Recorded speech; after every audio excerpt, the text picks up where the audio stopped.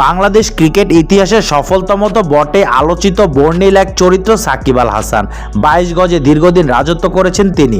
তবে রাজনৈতিক ক্যারিয়ারটা ক্রিকেটের মতো দাপুটে হলো না বিশ্বসেরা অলরাউন্ডারের। রাজনীতিতে নাম লেখানোই এখন তার জন্য কাল হয়ে দাঁড়িয়েছে।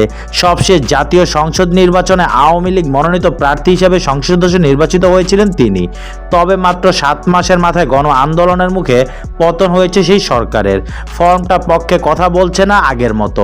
এরই মধ্যে ভারতের মাটিতে টেস্ট সিরিজ চলাকালে ক্রিকেটের বনেদি ফর্মে টেস্ট আর টি-20 থেকে অবসরের ঘোষণা দিয়েছে সাকিব। শুক্রবার থেকে শুরু হয়েছে ভারতের বিপক্ষে বাংলাদেশ সিরিজের দ্বিতীয় ও শেষ টেস্ট।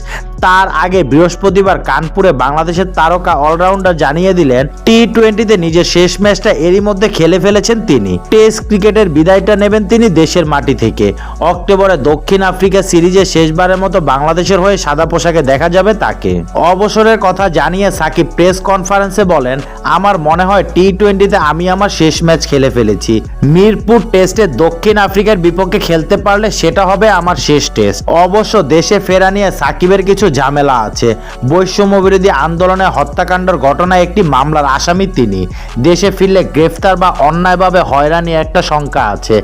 সাকিব জানান, এই ব্যাপারে বিসিবির সঙ্গে যোগাযোগ রাখছেন তিনি। দেশে ফিরতে এজন্য কিছু শর্ত জুড়ে দিয়েছে।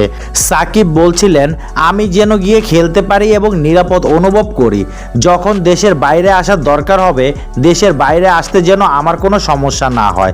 বোর্ড খেয়াল রাখছে, বিষয়গুলোর সঙ্গে যারা জড়িত তারা দেখছে।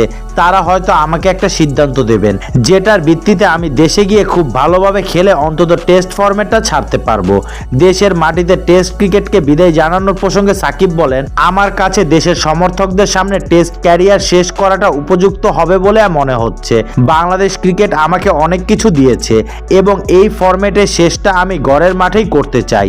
আমি বিসিবির কাছে নিজের শেষ টেস্ট মিরপুরে খেলার ইচ্ছা প্রকাশ করেছি। যদি তা না হয় তাহলে কানপুরে ভারতের বিপক্ষে ম্যাচটি আমার শেষ টেস্ট হবে। নিজের অবসরের সিদ্ধান্ত ও দেশে ফেরা নিয়ে বিসিবির সঙ্গে আলোচনা হয়েছে সাকিবের। তিনি বলেন, দেখুন এখন পর্যন্ত আমি তো অ্যাভেলেবেল। দেশে যেহেতু অনেক পরিস্থিতি আছে, সব অবশ্যই আমার উপর নির্ভর করছে না। আমি বিসিবির সঙ্গে এসব নিয়ে আলোচনা করেছি। তাদেরকে বলা হয়েছে আমার কি পরিকল্পনা। এই সিরিজ আর হোম সিরিজটা আমি ফিল করছিলাম আমার শেষ সিরিজ হবে, টেস্ট ক্রিকেটে স্পেশালি। এভাবে ফারুক ভাইয়ের সঙ্গে ও নির্বাচকদের সঙ্গে আমার কথা হয়েছে। আমি যদি দেশে যাই খেলতে পারি তাহলে মিরপুর টেস্ট হবে আমার জন্য শেষ। সেই কথাটা বোর্ডের সবার সঙ্গে বলা হয়েছে।